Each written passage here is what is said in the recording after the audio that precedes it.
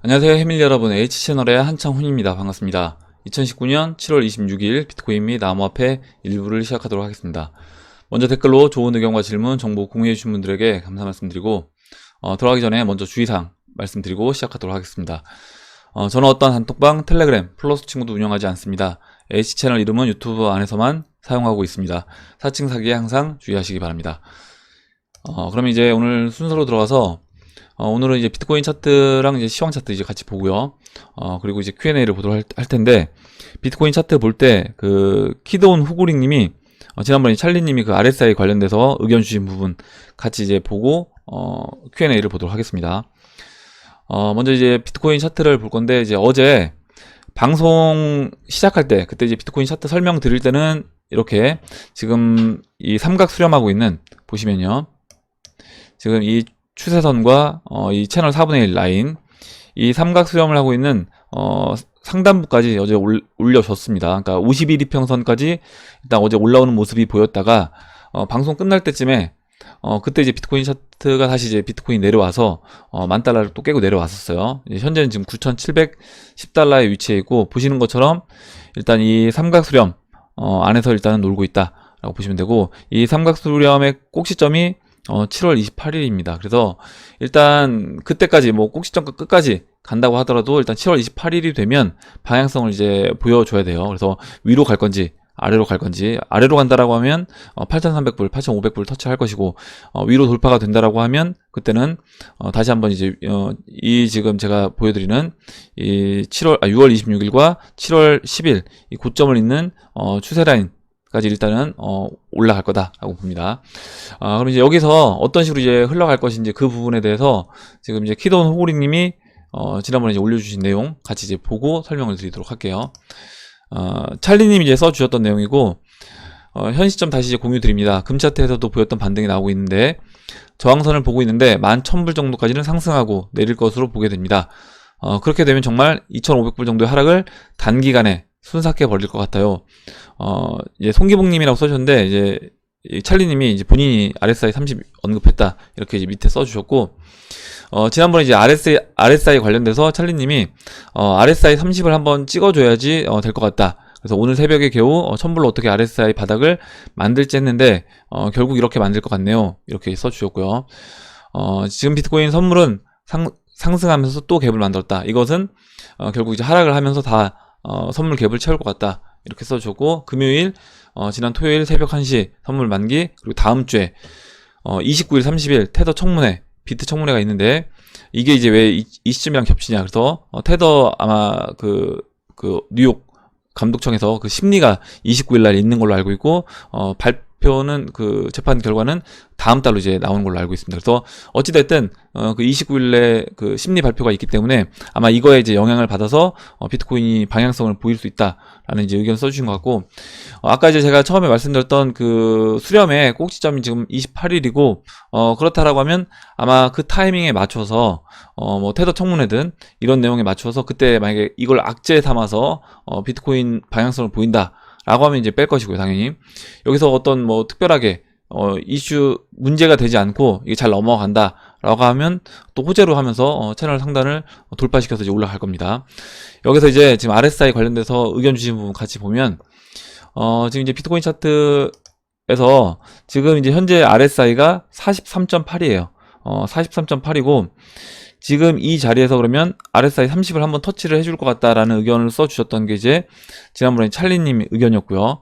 지금 이제 키돈 호구리님 의견도 지금 RSI 43.8에서 30까지를 어떻게 만들어 줄 것이냐 라고 하면, 이거를 지금 그 테더 청문회 어떤 이슈와 또 뭐 선물 만기 이슈, 그리고 이제 갭 뭐 메꾸는 거, 이런 것들을 이제 적용시켜서 여기서 단기간에 급락을 해서 20지평선까지 터치를 해주고 올라와 준다라고 하면 그때 이제 RSI 30을 찍을 수 있는데, 지금 우리가 이제 보는 위치를 2017년도 7월 16일 이때 이제 하락이 나왔던 이 부분과 지금 같이 맞물려서 보고 있습니다. 그러니까 송기봉님 의견이 그때 지금 이제 비트코인 모습이 이때 이제 6월 10일부터 2017년도 7월 16일, 7월 17일 이쯤까지 해서 하락을 했던 그 기간과 비슷한 움직임으로 진행이 되고 있다라고 이제 의견을 주셨고, 이렇게 됐을 때 보시면 이때도 이제 마지막 급락이 나올 때 좀 확대해서 볼게요.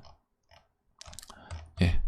확대해서 지금 이 자리를 보면 이때도 마찬가지로 이 120일 선을 터치하기 전에 지금 이제 51 이평선에 매달려 있는 상태에서 마지막 한 3거래일 동안 쭉 빼줍니다. 쭉 빼주면서 이때 보면 이때 체크가 좀 약간 밀렸는데 아까 이거를 옆으로 옮겨 볼게요. 그래서 RSI 30을 찍는 이 자리를 보면 그 RSI 30 찍기 전에 보면 41에서요 45에서 이렇게 움직입니다.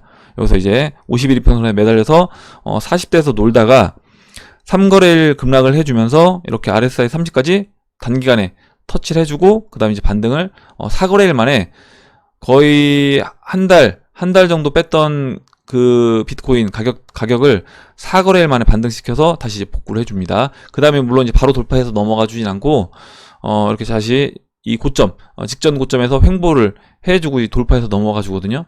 이게 이제 금차트도 이제 이런 모습과 비슷했다라고 이제 말씀을 드렸어요. 물론 금차트는 마지막에 이렇게 하락이 추가적으로 나오지 않고 대신 이제 저점을 그냥 꾸준히 높이면서 상승을 해줬는데 이제 그런 모습은 약간 차이가 있지만 금차트도 이런 식으로 직전 고점까지 이제 올려주고 그 다음에 거기서 횡보를 해준 다음에 넘어간 이 모습은 나머지 모습은 비슷하게 움직였습니다.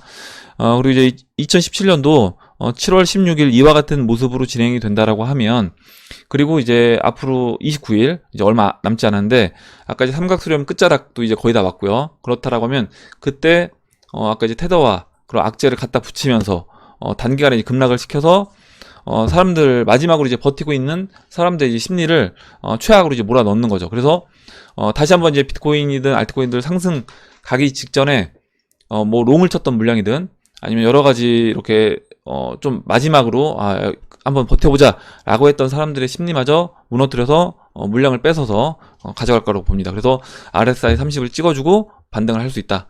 이런 이제 의견이에요. 그래서 이렇게도 진행이 될 수 있다라고 보고 있고, 지금 보시면 아직까지 방향성이 결정이 되진 않았는데, 아까 말씀드렸던 것처럼 만약에 지금 그 세력들이 원하는 그림 자체가 한 번을 이 121선, 그러니까 20주평선을 터치를 하겠다라고 하면 이런 그림으로 이제 진행이 될 거다라고 보시면 될 것 같아요. 그러니까 지금 제가 이제 설명드린 그 테더와 그걸 악재로 이제 갖다 붙이고요. 그리고 그걸 이용해서 일단은 121선까지 그러니까 한 8,300달러에서 500달러 라인까지 단기간에 한 3거래일 만에 급락을 시킵니다. 빼고요. 그 다음에 121선 20주평선을 터치해주고 올라간다. 그러면 지금 이 시점에서 봤을 때 이 시간을 끌고 있는 이유가 있는 겁니다. 무슨 얘기냐면 지금 주봉에서 이제 보면요. 주봉에서 이제 볼게요. 비트코인 주봉에서 보면 지금 20주평선 위치가 현재 위치는 7,580달러입니다. 그래서 지금 여기서 20주평선 빠진다라고 하면 20주평선을 터치를 못하는 거예요. 그러면 결과적으로 이제 29일부터 이 삼각수렴을 이탈해서 만약에 아래로 빠졌다. 그리고 아까 이제 2017년도 7월달과 같은 모습으로 한 3거래일간 하락을 한다라고 하면 다음 주에 이게 이제 하락이 나오는 겁니다. 그러면 다음 주 하락이 나왔을 때 이 주봉이 20주선이요 올라오겠죠. 올라와서 다음 주가 되면 이 20주선 위치가 한 뭐 8,200불, 8,300불 이 정도 이제 위치가 될 수 있는 겁니다. 그래서 지금 7월 29일 이후니까요. 뭐 8월 2일, 8월 3일이 된다라고 하면 그럼 그때쯤 위치가 지금 보시는 8월 5일, 뭐 5일로 볼게요. 주봉으로 체크가 정확하게 8월 2일이 안 되는데 이렇게 본다라고 했을 때 이 위치가 지금 8,100불입니다. 8,100불이어서 지금 얼추 목표치만큼 올 수 있다. 그러니까 8,300불, 뭐 8,500불 얘기했는데 뭐 약간 더 공간을 둬서 뭐 8,100불까지도 본다라고 하면 지금 올라오고 있는 20주평선이 지금 이 자리에서 뺐을 때는 7,500불까지 내려와야지 20주평선을 터치를 하는데 20주평선을 의미 있게 터치를 하고 올라가는데 그 자리를 지켜주면서 뺀다라고 하면 한 8,100불에서 뭐 8,500불까지 중심은 이제 8,300불로 보고요. 이 정도까지 공간을 놓고 그 다음에 빼서 터치를 해주고 반등을 해주는 그런 모습으로 진행이 될 수 있다. 그리고 그렇게 진행이 됐을 때 이렇게 단기간 3거래일 만에 만약에 8,300불을 찍어주게 되면 그때는 아까 이제 보셨던 것처럼 빠른 시간 안에 다시 직전 고점까지 올라갈 줄 수 있는 겁니다. 그래서 오히려 이렇게 근데 이제 그렇게 되는 이유가 분명히 있다고 말씀드렸어요. 뭐냐면 단기간에 급락을 해서 지금 8,300불까지 빠진 자리에서 시간을 오래 끌게 되면 이때는 이제 20지평선 각도 자체가 꺾이기 때문에 지금 올라오고 있는 이때 보면요. 20지평선의 각도가 훼손되지 않고 이제 올라가 줍니다. 그리고 마지막에는 오히려 각도를 한 번 더 세워줘요. 이렇게. 마지막 그 우파 상승, 마지막 그 2017년도 연말 피크 랠리를 칠 때는 이렇게 20지평선이 지금 이 각도보다 더 가파르게 한번 올라가 준다. 그래서 지금 일단 이 정도 각도는 유지를 해줘야 된다라고 하면 20주평선 20주 이평선이 위치한 뭐 8,300불까지 내려온다고 하더라도 여기서 시간을 오래 보낼 수는 없다. 그럼 바로 이제 급등을 해서 다시 한번 올려줘야 된다라는 겁니다. 그래서 이제 그와 같이 진행될 수 있다라고 이제 생각하시면 될 것 같고, 그래서 여러분들 만약에 빠진다고 하더라도 뭐 테더 이슈로 비트코인 가격을 8,300불까지 조정을 준다고 하더라도 이거는 이렇게 이제 조정을 주는 이 시나리오대로 흘러가는구나 이렇게 이제 보셔야지. 물론 8,300불까지 뺀다라고 하면 여기서 매도해서 8,300불에서 받아야 되지 않냐 이렇게 또 얘기하시는 분들도 있는데 저는 이제 그거 할 자신이 없다라고 이제 말씀을 드렸어요. 그래서 저는 그냥 홀딩해서 들고 간다라고 말씀드렸고, 어차피 이제 비트코인 갖고 있는 양은 지금 이제 홀딩 물량이고 나머지 알트코인들도 마찬가지인 겁니다. 알트코인들도 여기서 물론 추가적으로 뭐 다음 주 초까지 해가지고 추가적인 하락이 있다고 하더라도 내가 여기서 이거를 매도해서 밑에서 받을 수 있느냐 이게 쉽지 않다는 거예요. 이게 쉽지 않고 만약에 내가 오히려 이제 그걸 했을 경우에 내 물량을 뺏기고 내가 그 물량을 다시 이제 매수를 못하는 상황이 벌어질 수도 있기 때문에 그냥 홀딩해서 가져간다 이렇게 이제 보시면 될 것 같습니다. 이렇게 이제 말씀드리고, 그리고 이제 테더는 테더 시총은 크게 변화량이 없어요. 지금 아마 이제 눈치를 보고 있는 것 같은데 이제 다음 주까지, 그러니까 29일에 있을 그 이제 법원 심리 그 기간까지는 특별한 변동사항 없이 그냥 옆으로 지금 횡보하고 있다 이렇게 이제 보시면 될 것 같습니다. 다음으로 그럼 이제 시총 차트를 볼게요. 잠시만요.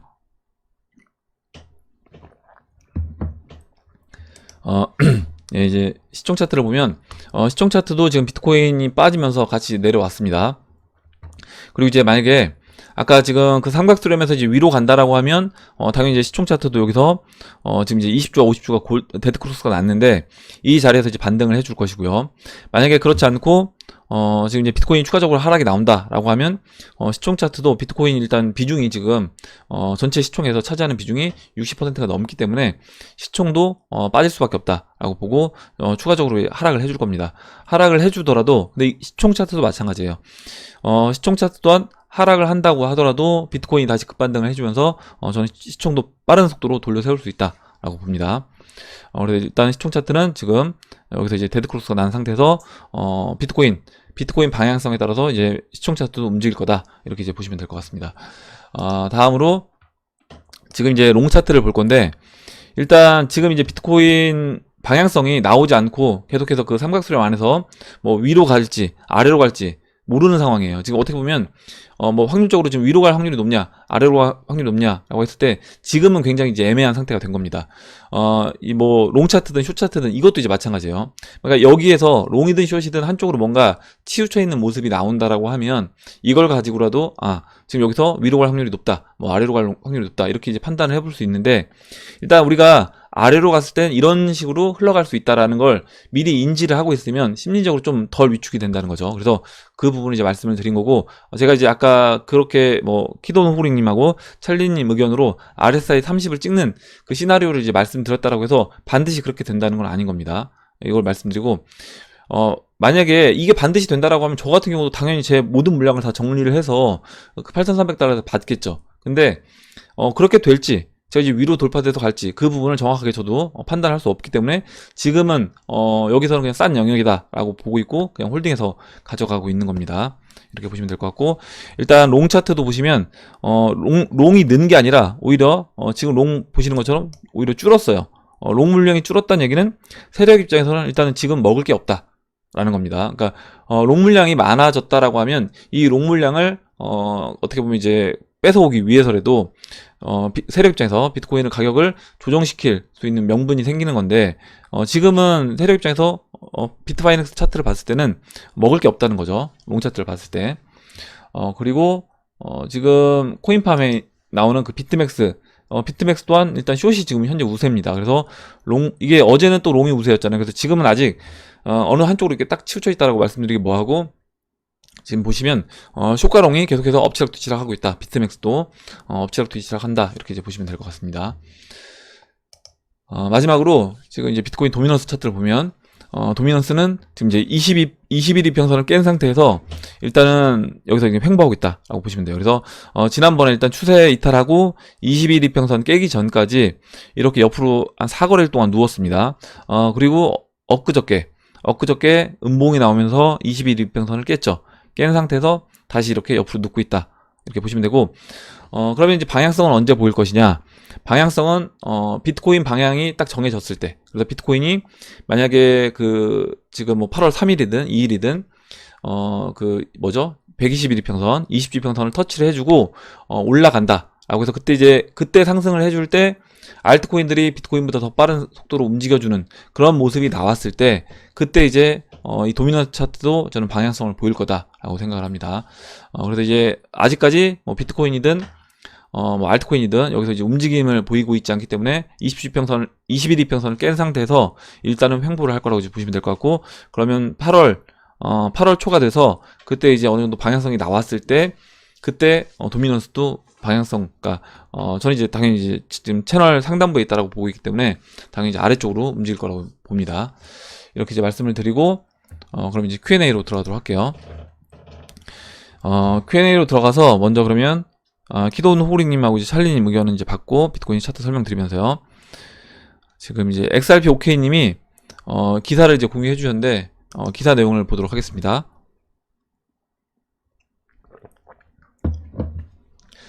지금 이제 1파운드가 1달러가 되는 어떤 판도라 상자가 열리냐.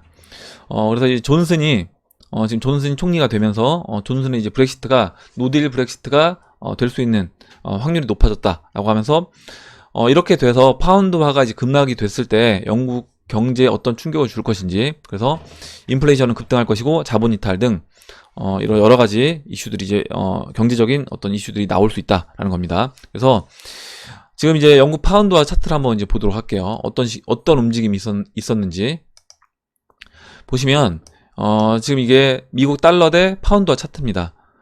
보시면요, 일단 제가 채널을 두 개를 그렸는데 첫 번째로 그린 채널은 우하향하는 채널이고요. 두 번째로 이제 뒤에 그린 채널은 이렇게 우상향하는 채널입니다. 왜 이렇게 이제 그랬냐라고 하면 일단 2015년도에 이렇게 브렉시트 관련돼서 이슈가 있으면서 지금 보시는 것처럼 영국의 파운드화가 이 우하향하는 채널을 돌파시켜 버렸어요. 돌파시켜서 여기서 방향성이 이제 꺾였다. 무슨 얘기냐면 그 전까지는 달러 대비해서 파운드화가 강세였습니다. 지금 이제 달러가 분자이고 분모에 파운드화가 있는데 이게 우하향한다는 얘기는 뭐냐면 이 기조 자체가, 흐름 자체가, 큰 흐름이 파운드화가 달러 대비해서 강세 흐름으로 진행이 됐었는데 2016년을 기점으로 해서 파운드화가 달러 대비해서 약세 국면으로 들어갔다라고 보는 겁니다. 그래서 2016년 기점으로 달러 대비해서 파운드가 약세 국면으로 진입을 했고, 여기서 반등을 해준 다음에 한번 눌러주고요. 이 우상향하는 채널에 중심을 맞고 다시 재차 지금 반등했다. 재차 반등을 했는데 여기에서 이제 노딜 브렉시트로 진행이 되면서 지금 이제 1달러가 1파운드화가 될 수도 있다. 그럼 이제 1달러가 1파운드화가 된다는 얘기는 지금 현재가 이제 0.8입니다. 1달러가 0.8파운드인데 여기서 지금 이 채널 상단을 돌파한다는 얘기예요. 왜냐면 지금 뭐 이 채널로 갔을 때는 2028년도가 돼야지, 2028년도 넘어가야지 1달러가 1파운드화가 되기 때문에, 만약에 1달러가 1파운드화가 된다라는 의미는 뭐냐면, 지금 이걸 지워볼게요. 이걸 지워서 본다라고 하면, 지금 이 우상향하는 채널의 상단부를 이번에 돌파를 시킨다. 그러니까 10월 31일에, 만약에 10월 31일에 노딜 브렉시트가 결정이 되면서 파운드가 급격하게 약세 흐름으로 진행이 됐을 때는, 그때는 이 상단부를 돌파가 되게 되고, 그때는 이제 1달러가 1파운드화 뿐만 아니라 아마 이 채널 폭만큼 한 채널이 이제 더 만들어지는 겁니다.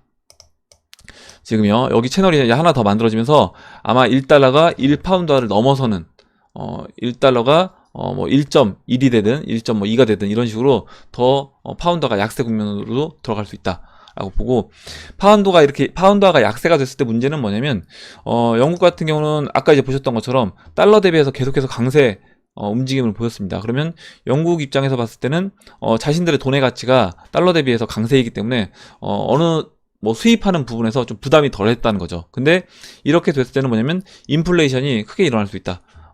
돈의 가치가 파운드화의 가치가 급락을 하게 되면 더욱더 이제 어떻게 보면 이거를 파운드화를 뭐 달러로 바꾸려고 할 거고요, 당연히.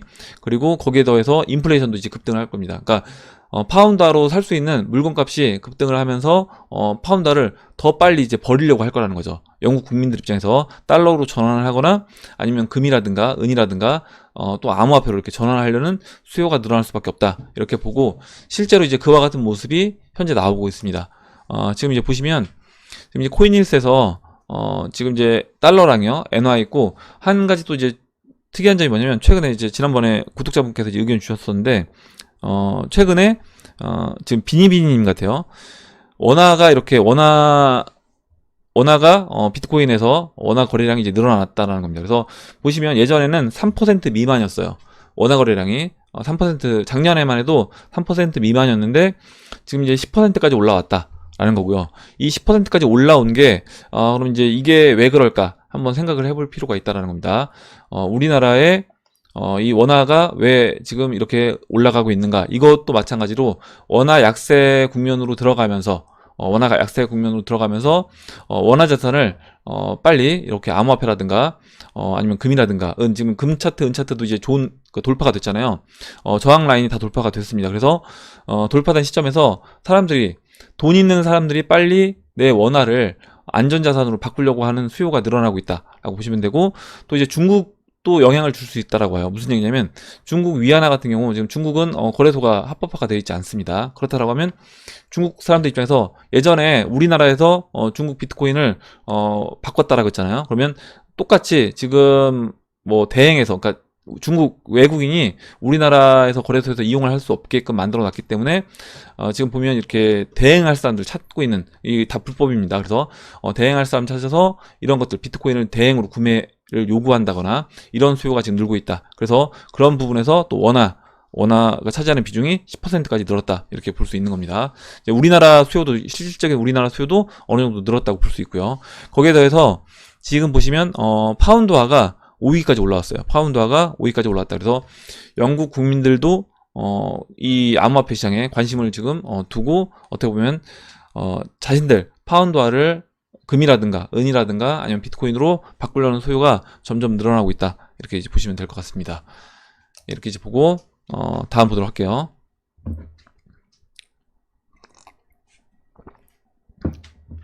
다음으로 XRP 기타오님이 써주신 내용 보겠습니다. 리플사 2분기 레포트 주요 부분을 공유 드립니다. 한글 버전도 있으면 좋은데 1어 버전으로 번역을 해봤습니다. 아주 잘 모든 것이 순조롭게 진행되고 있고 가격만 좀 올랐으면 좋겠다. 근데 이제 이렇게 실질적으로 리플이 어느 정도 이렇게 활성화되고 생태계가 넓어지고 또 네트워크가 점점 구축이 되고 있다는 것 자체가, 저는 이제 가격도 때가 되면 반영을 할 거라고 봅니다. 이제 리플렛 2분기는 리플렛에 있어 과거 최대의 고객 송금량을 기록했다. 실제 1, 2분기에 걸쳐서 엑스래피드의 송금량은 170% 상승했고, 엑스래핏을 활용하는 금융기관 수는 30% 상승을 했다. 리플은 이후에 보다 많은 금융기관 파트너가 리플렛에 의한 송금 서비스를 상용화함에 따라 이 송금량 증가의 모멘텀은 계속될 것으로 생각하고 있다. 2분기에 있어서 특히 중요한 포인트로서 리플은 세계 최대 송금회사인 머니그램과의 전략적 제휴를 합의한 발표를 했다.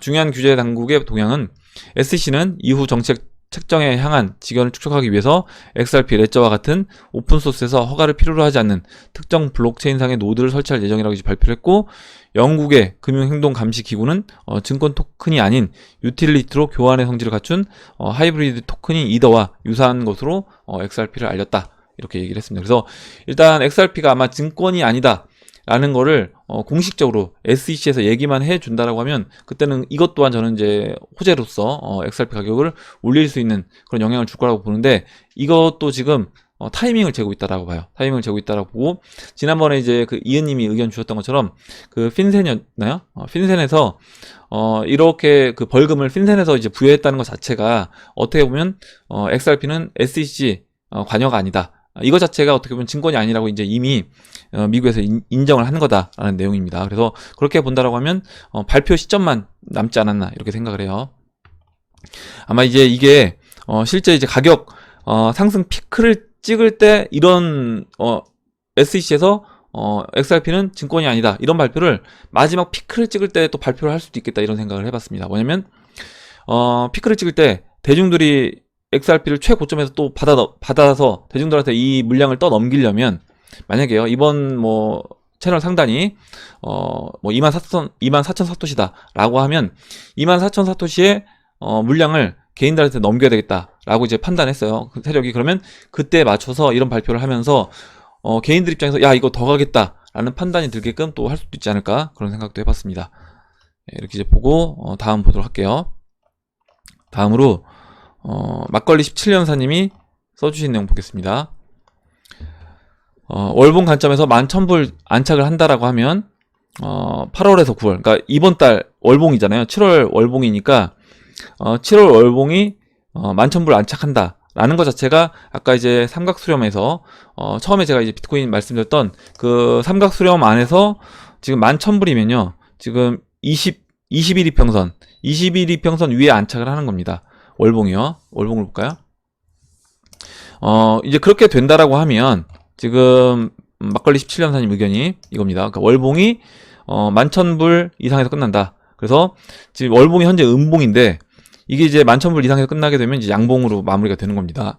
양봉으로 이제 마무리가 되면 그때는 이제 8, 9월 달에 32,000불을 찍는 모습이 나올 수 있다. 근데 저는 만약에 이거를 11,000불을 안착을 안 하고 밑으로 깼다가 아까 이제 말씀드렸던 8,300불, 8,500불을 찍고 올라온다고 하더라도 어차피 빠른 속도로 반등을 해줄 거고요.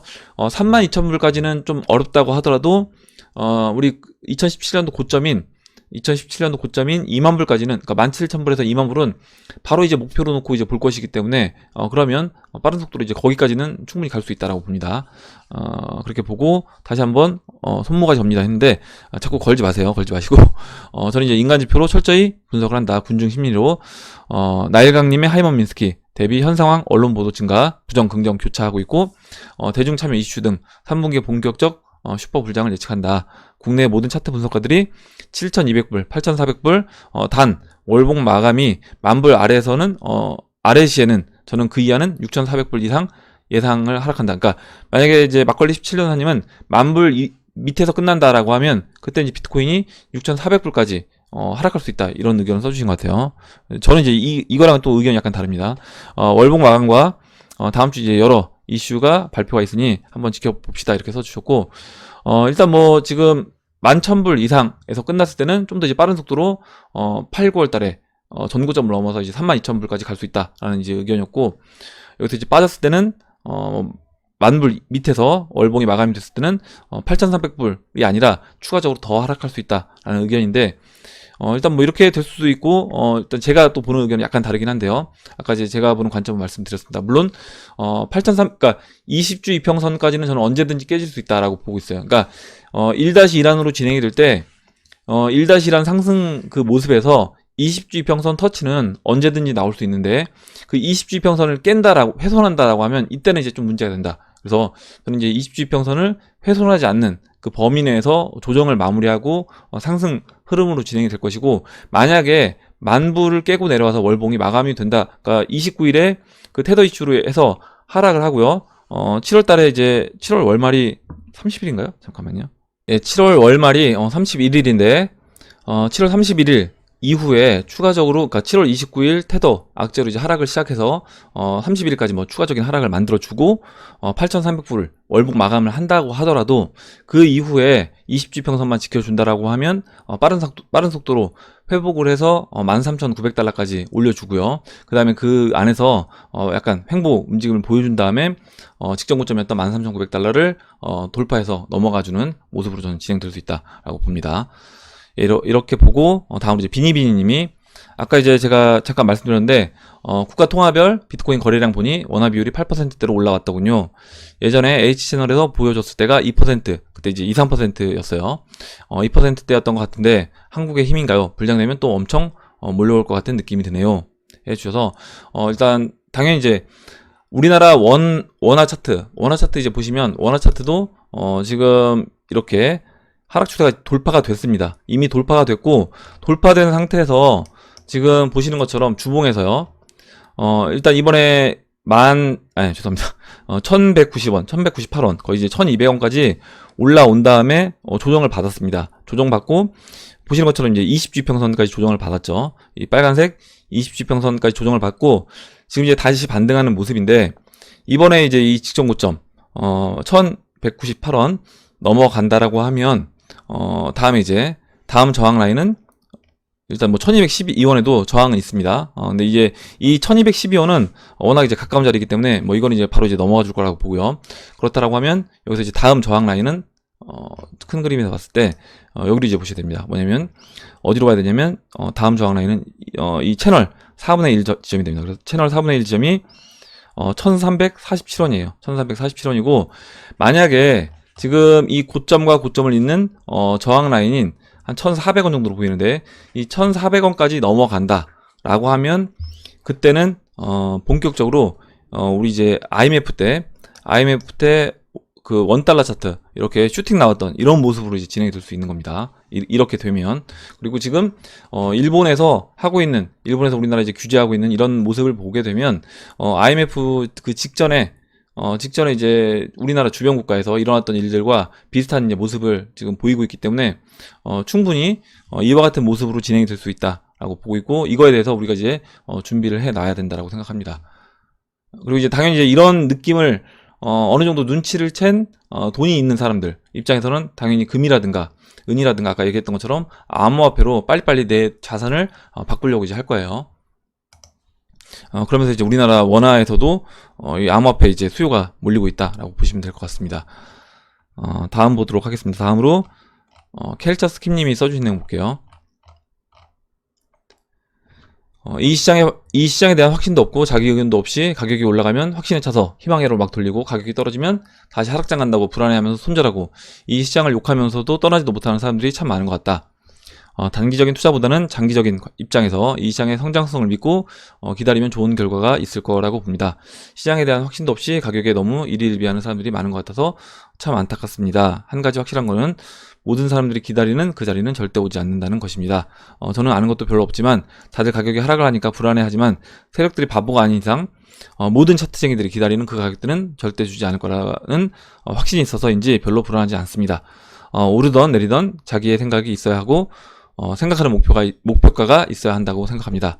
그래서 뭐 제 생각이 틀리면 좀 더 이제 기다리면 되겠죠. 이렇게 주셨고 네, 맞습니다. 그래서 중간중간에 조정은 있을 수 있지만 그 중간중간에 조정이 있다고 하더라도 시간이 다소 이제 좀 더 딜레이 되는 것 뿐이지 이게 우리가 목표했던 그 가격이 안 오는 건 아니다. 어차피 이번 사이클은 있는 겁니다. 그리고 이번 사이클이 지금 이제 막 시작이 됐다라고 하면 알트코인 같은 경우는 이번 상승 사이클에서 상승 사이클 시작도 안 한 거예요. 지금 시작도 안 하고 지금 바닥에 있기 때문에 그렇다라고 하면 지금 우리는 그 상승 사이클이 마감이 될 때까지 이 목표를 갖고 이제 저는 가야 된다라고 봅니다.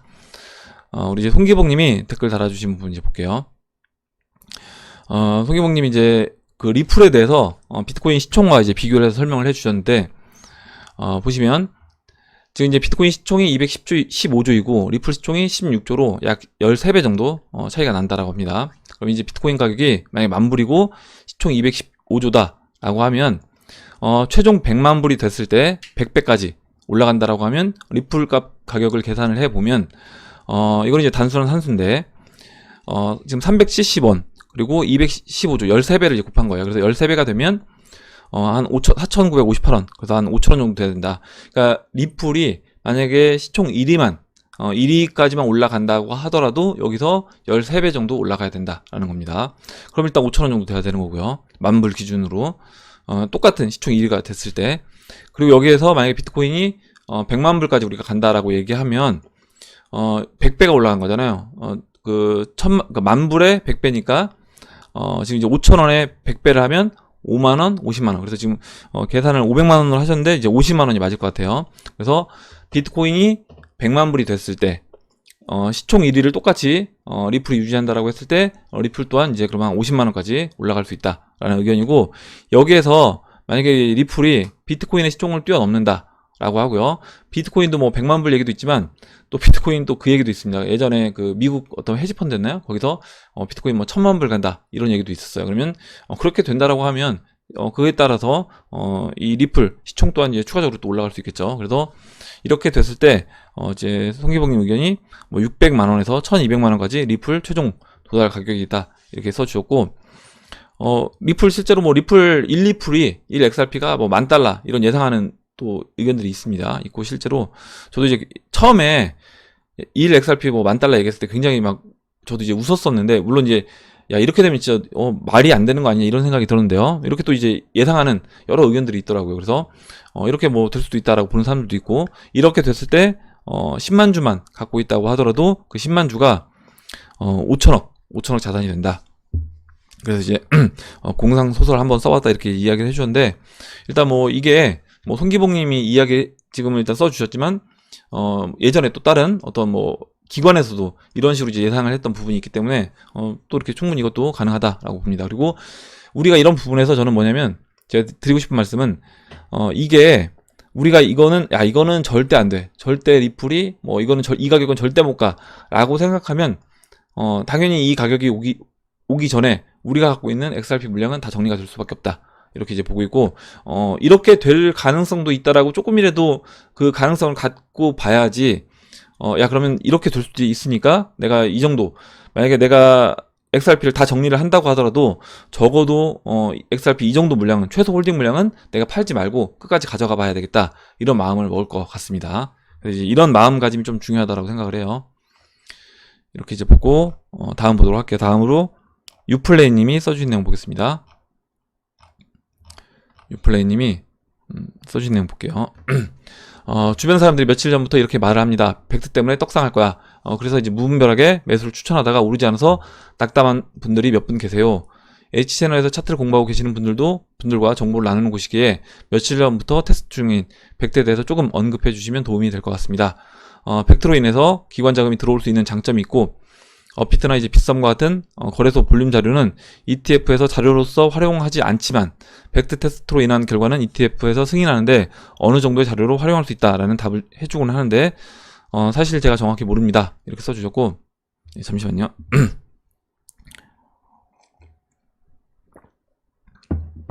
그래서 왜 이제 거래소에서 거래 자료로 사용하는 게 가치가 떨어지는지 궁금하다 이렇게 이제 의견을 주셨는데요.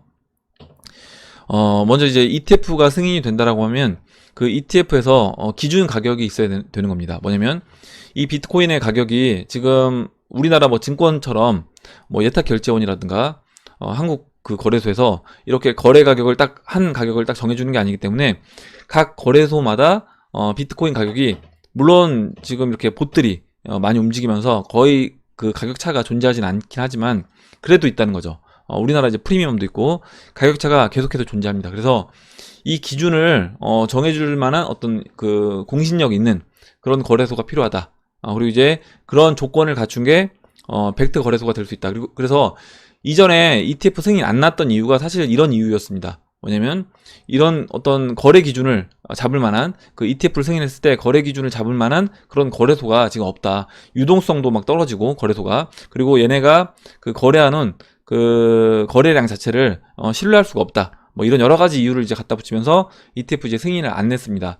근데 이번에 만약에 벡트에서 어느 정도 기관 참여자들이 나오면서 그 거래량도 이제 늘어나고요. 그리고 실제 거래 뭐 호가 같은 것도 충분히 이제 유동성도 충분히 공급이 되면서 만약에 어느 정도 이게 신뢰할 수 있는 거래량과 신뢰할 수 있는 유동성, 그리고 그런 가격에 대해서 이 정도면 ETF 그 기준가로 잡을 수 있겠다라는 이제 판단을 한다라고 하면, 그럼 이제 벡트 거래소 오픈 그 이슈 이후에 다음에 이제 ETF도 승인 날 수 있겠죠. 그렇게 될 수 있다라고 봅니다.